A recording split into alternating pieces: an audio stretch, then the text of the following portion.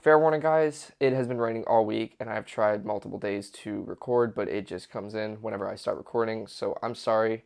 It's just been nonstop. I'm going to try and do my best with this audio. Hopefully you don't hear too much of it, but if you do, I'm sorry. Fair warning in advance. Hey everyone, today I'm going to be showing you how to make your voice sound so much better and get the best out of your audio when recording. Now there's two key factors to take in before watching any more of this video, and one of those is your microphone, and two is your environment. Now, I'm not going to dwell a lot into this. Could be another making of a video in the future, but I will give you some tips on what to look out for when doing your research. Now, there's one thing to look out for when recording, and that's the type of microphone you're using. One, it could be a USB microphone like the one I'm using today, or it could be a really expensive microphone using an audio interface. This solely depends on what videos you're making and the budget you have for this. If you're doing more professional work, you're gonna look towards the audio interface section, which can lead into a couple $100 to a couple thousand. But if you simply just do videos like I do and don't really care too much about the audio, then you can go on the cheaper and more budget-friendly route of USB microphone. But if you're doing YouTube videos like I do and don't care too much about the quality, then you can go into the cheaper and more budget-friendly USB microphones. So if you go the cheapest route and get a really cheap microphone, then your audio is going to be terrible. For me personally, I did my research and I found this really nice Audio-Technica AT2020 USB microphone that was in my budget and also sounds really good when recording. Now I have this HyperX Quadcast streaming microphone that I use sometimes when I'm just want to have fun, because it does have RGB lights and this really cool slider on the bottom. But other than that, I don't use it for videos because I know the audio doesn't sound the best with it. So my advice is pick what works best with you and your budget, and just do a lot of research before going out and buying a really expensive microphone and not knowing how to use it. Now, the environment part that I said earlier depends solely on how you want your audio to sound. Now, whether you're in a studio, a small room, or a warehouse, you're going to get completely different results in each way. I suggest being in a small room or a small studio and have soundproofing foam. That way your voice doesn't bounce around everywhere and you're in a very tight and compact place. Now, if you can't afford soundproofing foam because it can get very expensive when buying those, I suggest getting very thick blankets and just putting those around the room. It works pretty much the same way. So enough talk, let's jump into Audacity and see what we can do. So I'm at my desktop now using my Audio-Technica AT2020 USB microphone. Links will be in the description from now on for any of the equipment I use in videos. So let's show you around Audacity first. So as you can see, I have 3 pre-recorded tracks already. One has not been edited to show you before. One has to show you the after results of what we're going to be getting at. And this one is going to be for the one that we are going to be editing. As you can see, this is your layout. You always want to check and make sure your microphone is selected. Sometimes it will be a voice meter if you have one, or Microsoft Sound Mapper, but you want to make sure your microphone is selected in this one that has the microphone logo. Second thing is the mono track. You want to make sure this is on mono, not stereo. It will default, I believe, at stereo, so change it to mono from recording. Second thing is to make sure your output is correct. For me, I'm going to be using the Sound Mapper so that way you guys can hear my audio without it coming through my headphones or my monitor. So I'm going to keep those the same. Up here, you can see your levels from your microphone and your output. Now, one tip for these is to keep it between -12 and -6. Then up here, you have your buttons to record, go forward, go backwards, stop, play, and pause. Up here, you have your tools, which I pretty much don't really use too much. I guess if you're really into audio, you could be using those more often. But for me, I usually use the effects, which is where we're going to be at today. Then you have your generate. Here you can add new tracks, such as your mono track, which we'll be using as well. You have your transport, view, select, edit, and files. I always recommend saving your file first, just in case things get corrupted or get lost during editing.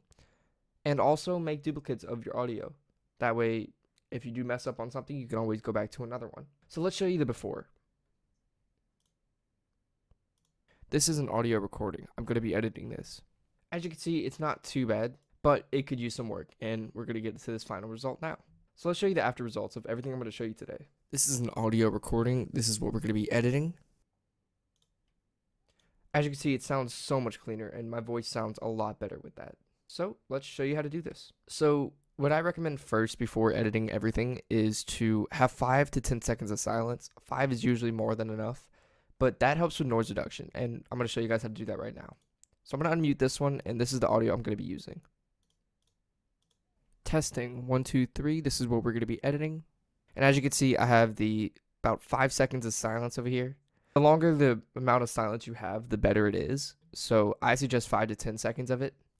So what you're going to do first is highlight that section of just complete silence in your audio.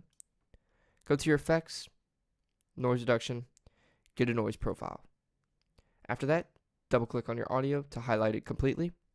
Go back into the effects, noise reduction, and press OK. So now it should sound like this. Testing, 1, 2, 3, this is what we're going to be editing. It sounds a little bit better. Next, we're going to be messing with the EQ, or the bass and treble. So you're going to go into your effects tab, go to bass and treble. Make sure your bass and treble are between 1 to 3. I usually keep it around 2, just in the middle. You can always play back your audio, which I recommend strongly, that way you can hear before and after. So let's start the playback. Testing, 1, 2, 3, this is what we're going to be editing. And let's apply.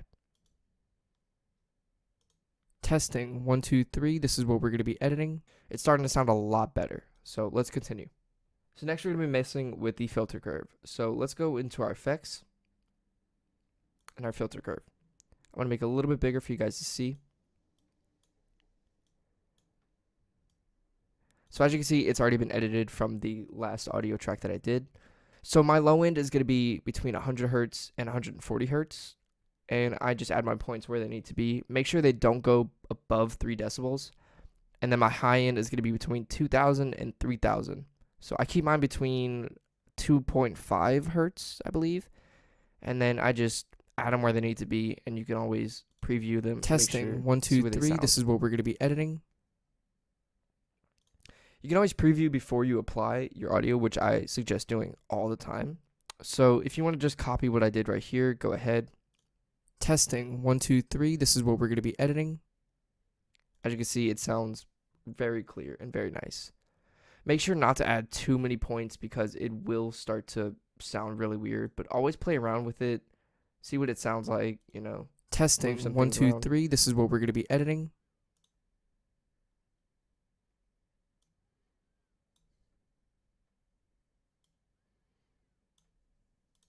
Testing, 1, 2, 3, this is what we're going to be editing. So always just kind of play around with it and see what it sounds like. That's what I always do. Just move some points around, add some points if you need to. So your waveform is going to look a little wonky at first, and it's going to look really different whenever you start applying things to it, but that's okay. Testing, 1, 2, 3, this is what we're going to be editing. And as you can see, my peak is at around -6, so that's good. That's very good. So our third and final step is going to be our compressor. So we're going to go into our effects, compressor, and these are where the settings are going to have to be. So our threshold should be -30 decibels. Our noise floor should be -50 decibels. Ratio should be between 2 to 1 and 3 to 1, I believe. Our attack time should be the lowest, and our release time should be about 1 second. Make sure the makeup gain for 0 decibels after compressing is clicked on. You can always preview. Testing, 1, 2, 3, this is what we're going to be editing. Now this raises the audio a lot, so don't worry about that. We're going to fix it in a second. As you can see, the audio waveform is a little bit different than it was before, but we're going to be messing with the normalize settings next, which is our final step. So our fourth and final step is going to be normalizing our audio, which brings out your voice a lot without distorting it too much. So now let's go into our effects. Go to normalize. You want the remove DC offset to be on, and you want the normalized peak amplitude to be -2 decibels. And there you go. Testing, 1, 2, 3, this is what we're going to be editing. As you can see, it sounds very clear and very loud. That's what you want with your audio. So between these two, let's compare. This is an audio recording. I'm going to be editing this. Compared to testing, 1, 2, 3, this is what we're going to be editing. As you can see, it sounds so much more crisp and so much more clean. That's what you want with your audio when editing. And there you have it. That's how you get the best out of your audio and make your voice sound really clear when editing. So thank you all for watching. I hope you enjoyed the video, and I'll see you guys in the next one.